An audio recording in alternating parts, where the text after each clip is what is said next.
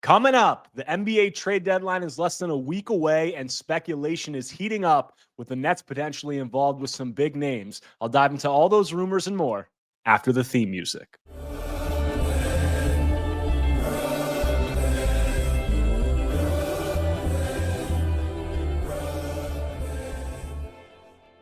What is up, Nets world? We're back here on the Believe in Nets podcast on the Believe Podcast Network. As always, I'm your host, Erik Slater, Brooklyn Nets beat reporter for ClutchPoints.com. Before we get into anything, if you do not already, go subscribe to Believe in Nets wherever you get your podcasts. Most importantly, hit up my YouTube channel at Erik Slater NBA. Subscribe if you enjoy this video. Like it, comment. Anything you can do to subscribe is much appreciated.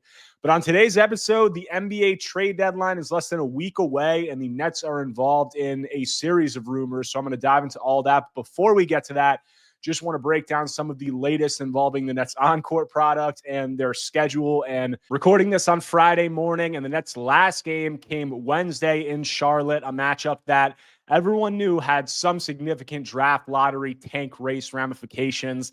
And the Nets come away with a win, 104-83, a blowout victory over the Hornets down there. And understandably left some fans frustrated and upset because of the ground that they lost in this draft lottery race. They fell a full game behind Charlotte for fourth place and 3 games behind New Orleans for third place in the draft lottery standings. And this is a theme. There's going to be some games where the Nets are matched up. They have a bunch of them over the second half of this season with teams that are in or around them in the lottery race. And it's going to come down a lot of times to which players are out and which players are in on both sides. And in this one, the Nets were missing Cam Johnson and Noah Clowney, but they bring back Ben Simmons. They bring back Trendon Watford. Simmons had missed the Nets' last 5 games. Watford had been out for 6 weeks. D'Angelo Russell was in for this one.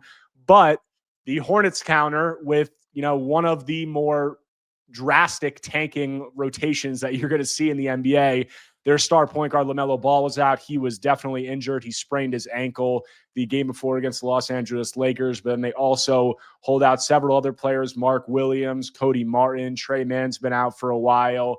All these guys sit and, some Nets fans are going to be upset about this, but I'm not sure that there's any iteration of the Nets, even the fully stripped down roster, that could have beat that Charlotte group. Because you look at Charlotte's starting 5 in this one, they had Nick Smith, Vasily Micic, Josh Okogie, Miles Bridges, and Taj Gibson, who I didn't even know was still getting minutes on an NBA team, and he shouldn't be, obviously. But that group shot 28 of 83 from the field. They scored 83 points. Both of those are the lowest surrendered by the Nets in a game this season. And, D'Angelo Russell didn't even really play well. Ben Simmons did a little bit off the bench, but I'm not sure there's any group, any iteration of this Nets group that was going to lose to that Charlotte team, because they are really, really bad. And, it's unfortunate from the tank race perspective because it drops the Nets a full game back, but we still have, a little bit less than half the season to go. And it seems like the Nets are heading in an obvious direction of committing to that. And the trade deadline potentially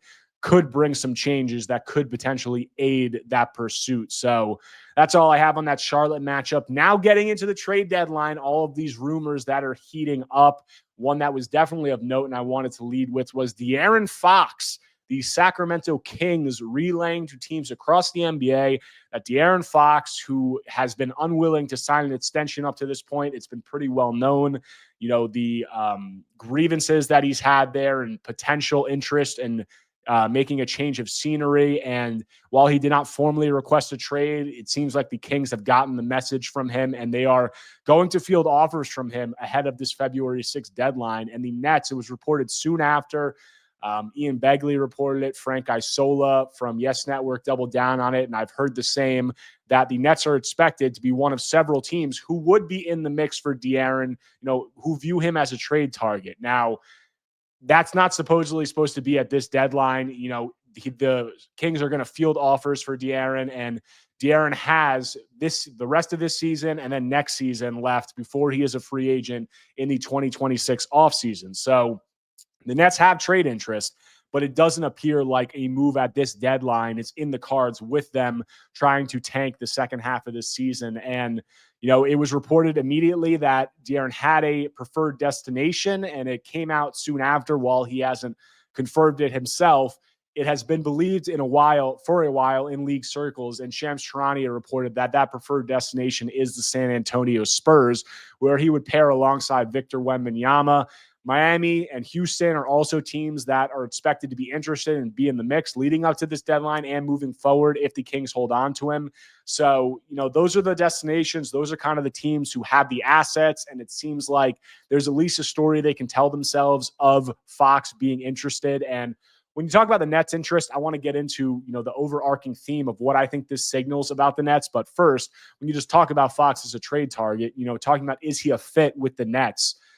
Any player who's good and who is of Fox's caliber is a fit with the Nets because they're just going to be looking to get better.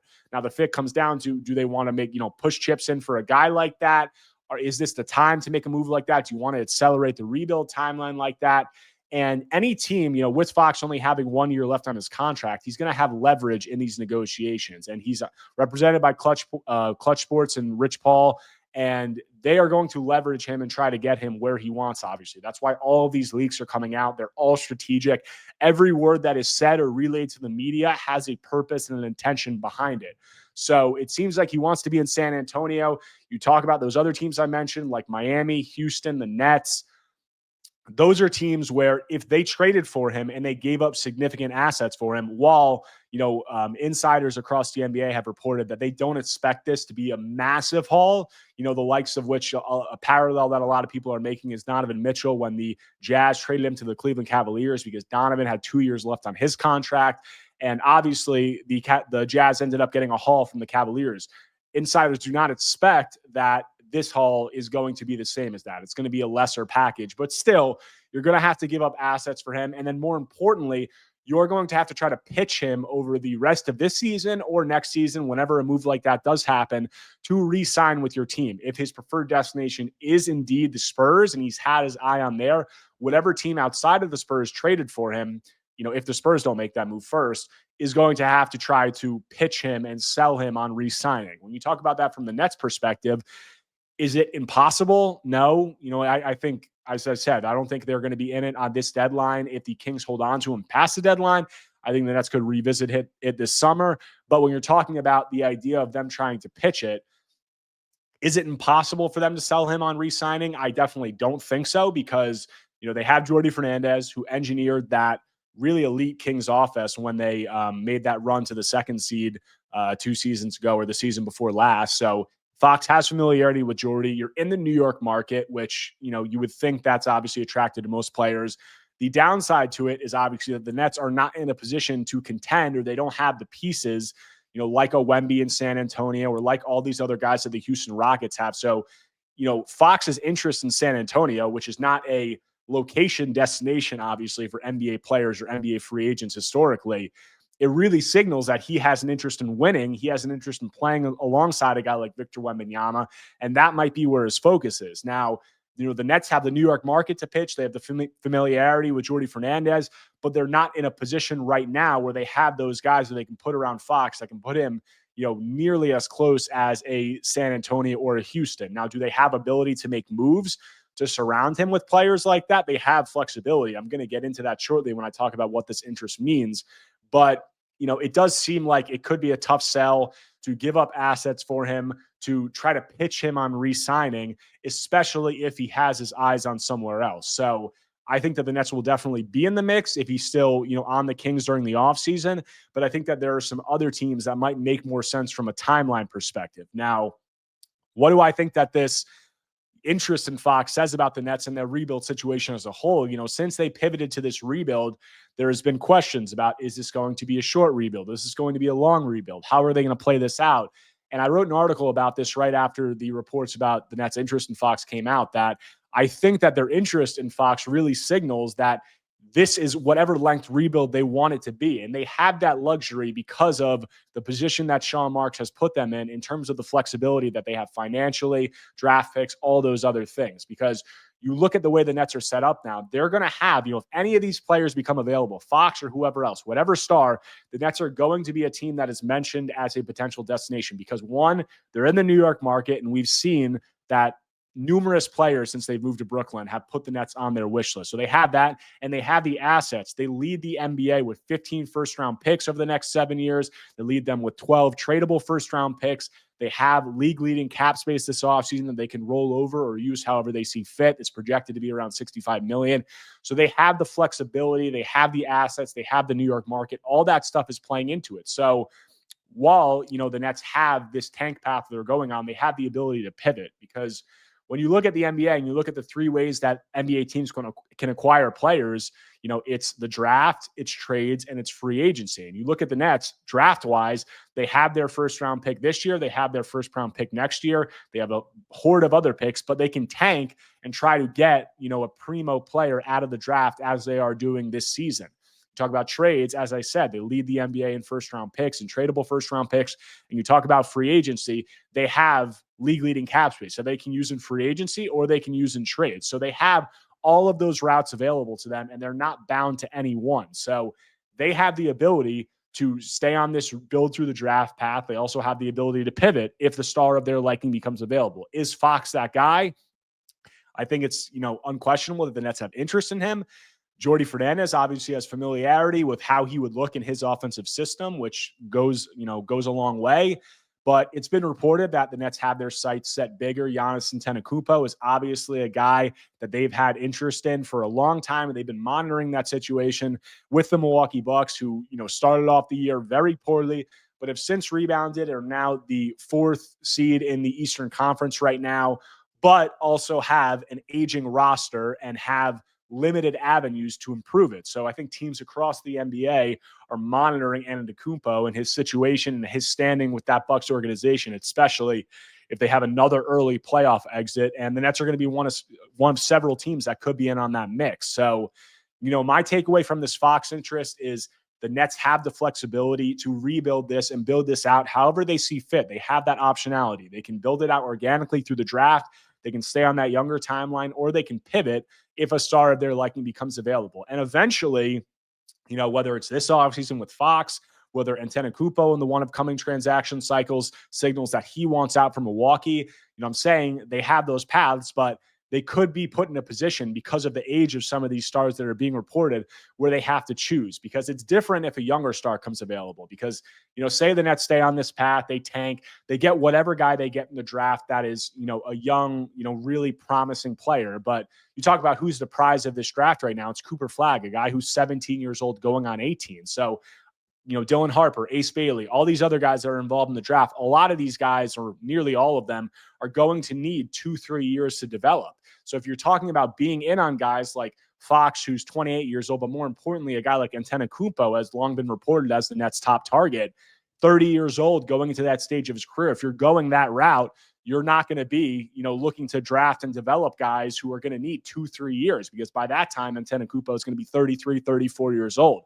So eventually, if they're in on these stars who are older, they're going to have to, they could potentially be put to a situation where they have to choose between that rebuild path or between that aging star path. And they might have to move off some of these picks that they have now, or if they draft a guy like that, that could be part of the trade. So that's kind of the situation the Nets find themselves in. They have that optionality, but if we're talking about older stars like this, like Antetokounmpo in particular, they're going to be put in a position eventually where they have to prioritize one of those two timelines, because having a star like Antetokounmpo, who's a top 5 player in the league, who's 30, 31 years old, you're not going to bring in a kid who's 18 years old and look to have those coexist. You're going to be all in on that path if you go that with the older stars. So eventually they could be put in a situation where they have to choose. If that doesn't become available, or they ultimately decide that's not a path that they want to go, then they could stay with these younger guys who they draft, and they could potentially, if one of these younger stars becomes available, after their rookie or their second contract, you could potentially look to get a younger star where the timeline is a little bit closer to those guys you drafted. So that's how I'm seeing it. I think this De'Aaron Fox interest is not surprising, and I think it's an overarching signal of the flexibility, the optionality that the Nets have in this rebuild, and things that could potentially be coming in the next, 2-3 transaction cycles. So that's how I'm seeing that. Now, getting onto the Nets roster, obviously the player who has been reported as the guy for Nets trades is Cam Johnson. After the Nets moved off Dennis Schroeder, they moved up Dorian Finney-Smith. Those were the 3 veterans, coming into the year, and after they made the Mikal Bridges trade. And who is the one left? It's Cam Johnson. the guy who has the most value out of all three of them, unquestionably, has 2 years left on his contract after this. And up to this point, there's not really any concrete, trade negotiations or interest that has been reported with the Nets and surrounding these other teams. Now, does that mean that they're not going to move him? I don't think so. I mean, I think they definitely obviously could move him, but right now, there's nothing of that. And the Nets I've reported this for months now that the Nets have been asking for multiple first-round picks in the deal for Johnson, and that has not changed up to this point. And thus far, teams have been unwilling to meet that asking price. You're talking about, teams that have been reported to have the most interest. It was the Sacramento Kings, the Memphis Grizzlies were in on it, the Pacers were in on it. Now you would think with, De'Aaron Fox and potentially his future looking like it's going to be over in Sacramento sooner or later, that would seemingly put the Kings out of the race for Cam Johnson. And it just wouldn't. I said, early on when I did my most likely trade suitors and destinations for Cam, I didn't have the Kings on there because I didn't think it was known that, Fox had this wandering eye. And I didn't think that it made sense for them to give up significant assets to bring in a guy like Cam Johnson with that uncertainty. And it seems like that's how this is playing out. So with the Kings out, the Pacers are reported to have a lot of interest.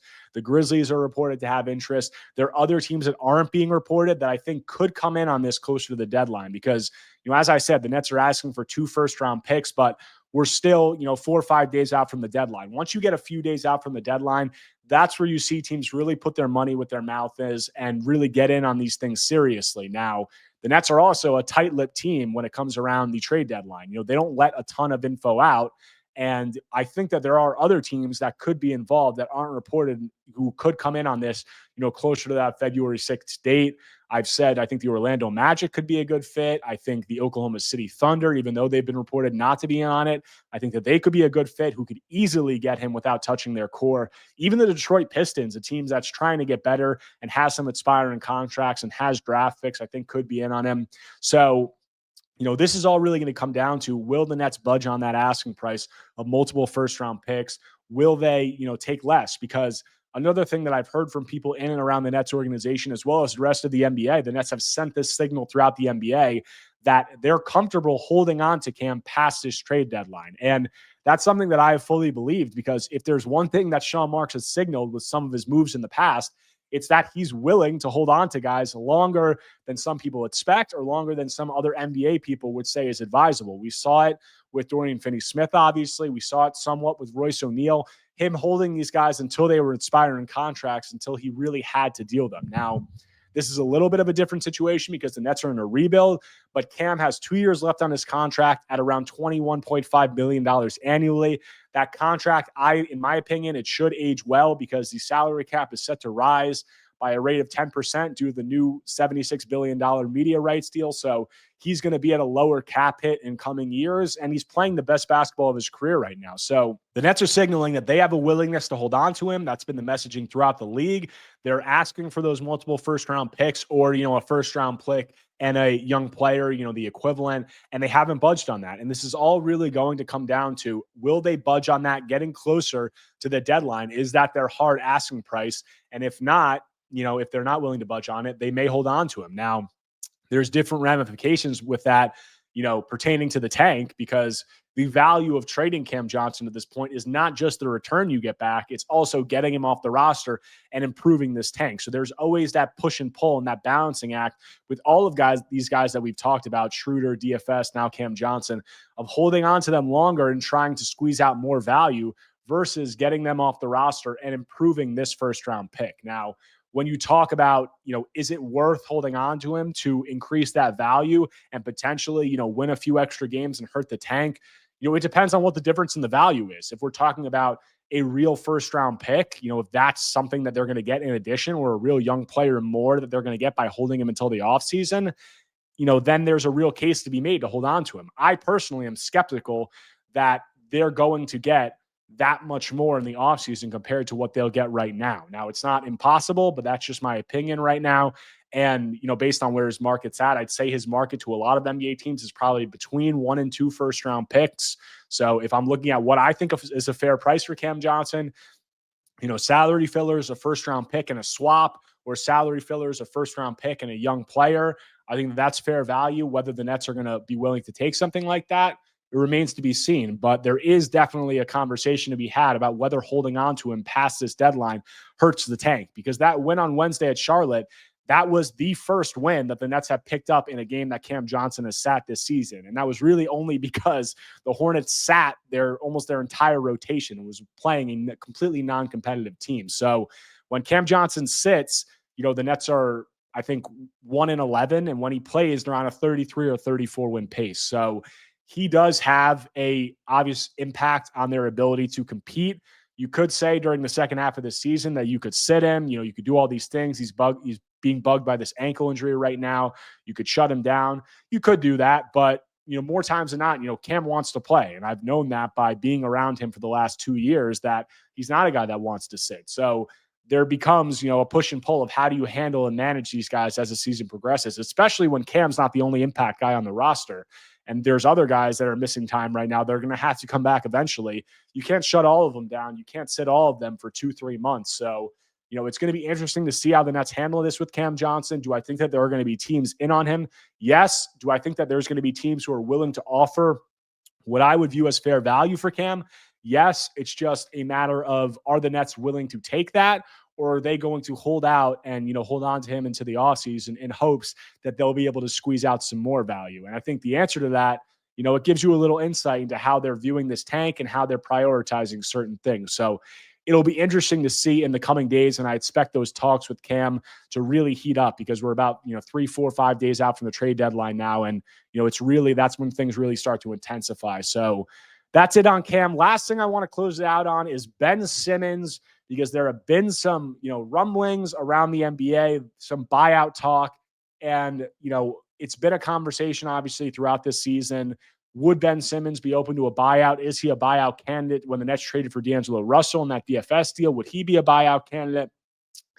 There's reported, there's smoke around a buyout, but all of this smoke, I have to point out, is coming from other teams. It's other teams that are interested. The Cleveland Cavaliers, Brian Windhorst reported, we're a team that could potentially be interested in Ben Simmons as a buyout candidate. I know that there are other teams throughout the NBA who would have some interest in Ben as a buyout candidate, but I have heard nothing up to this point that signals that the Nets are going to buy out Ben Simmons. There's nothing that I've heard that would, substantiate that is something that is, imminent, or that's something that there's, even a real possibility at this point. Could they buy him out? You would think, that he would be a buyout candidate based on his situation as a veteran, as a guy who's playing for a tanking team. But I haven't heard anything up to this point that would signal that. Now, when you talk about should the Nets buy him out, I think that there could definitely be a concrete benefit to buying him out in, the form of improving their tank, because you've seen with the Nets trading Dennis Schroeder, the games that these guys like Ben Simmons, D'Angelo Russell have been sitting out, the quickest way to handicap a team is to take away their ball handlers and take away their ability to get a competent offense set up.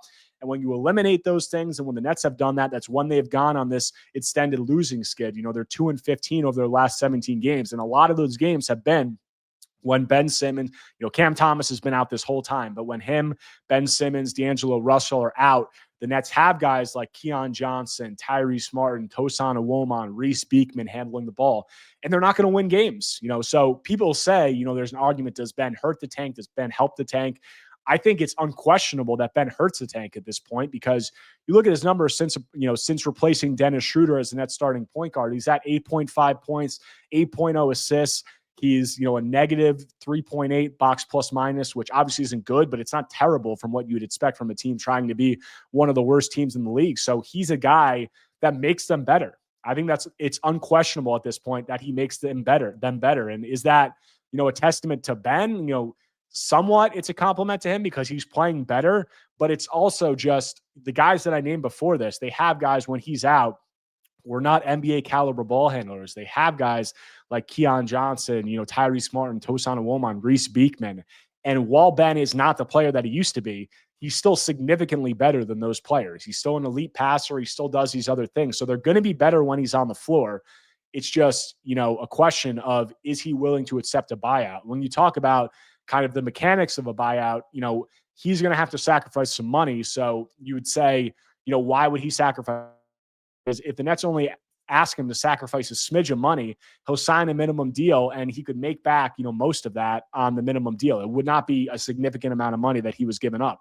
And with the Nets trying to improve their tank, I don't think that they'd be upset eating a couple $1 million to get him off the roster. And when you talk about the teams that Ben could potentially sign with, his, in this new CBA as a buyout guy, if your salary is above the mid-level exception, you cannot sign with second apron teams. So there's some teams, for example, the Phoenix Suns are a team that he would not be able to sign with. There's other teams he can sign with, teams who are below that second apron. So that's why the Cavaliers are reported as a team that would have interest in Ben. There's other teams. So there would be places that Ben would be able to go if he agreed to a buyout. It's just unclear up to this point. Does Ben want that? Does he want to leave this situation and go to a situation where he would, be playing a lesser role, obviously, but the stakes would be a lot higher going towards the end of the season, teams that are going for playoff seedings and teams that he could potentially be playing in a playoff series with. We haven't seen Ben play in a playoff series since that Atlanta Hawks series, and we obviously know how all that went. It was a complete implosion. So it's going to be interesting to see if that's something that could come to fruition. It's just everything I've heard up to this point has been that it's not something that has been discussed. It's not something that is anticipated. So, right now it seems to me like the Nets will be holding on to Ben Simmons through the rest of the season. He'll probably miss a bunch of games, and that's just how it will play out. But a buyout is not something that you can completely rule out just because you would think for a guy in his situation that it would make sense. So that's all I have for today. I'm going to be heading to Nets practice soon. We'll have some injury updates coming out later today. Cam Thomas underwent scans on his hamstring on Wednesday. He's been out for an extended period after re-aggravating that left hamstring. So he's going to have a timeline to be back. And we're getting into, the trade deadline talk. After the trade deadline, I'm going to have some guys on the pod to recap it. Should be a good talk there. So that does it for this episode of Believe in Nets on the Believe Podcast Network, your one-stop shop for everything happening across the sports and entertainment world. As I said at the top, if you do not already, subscribe to Believe in Nets wherever you get your podcasts. More importantly, go to my YouTube channel at Erik Slater NBA. Subscribe, like, comment. Anything you can do to engage is much appreciated. You guys can find all my work on ClutchPoints.com. Also follow me on Twitter at Erik Slater _. Constant news, updates, analysis, everything on the Nets leading up to this trade deadline, past it, buyout season, tank the rest of the way, all the way into the draft. You'll have all that coverage here on Believe in Nets. Talk to you guys soon.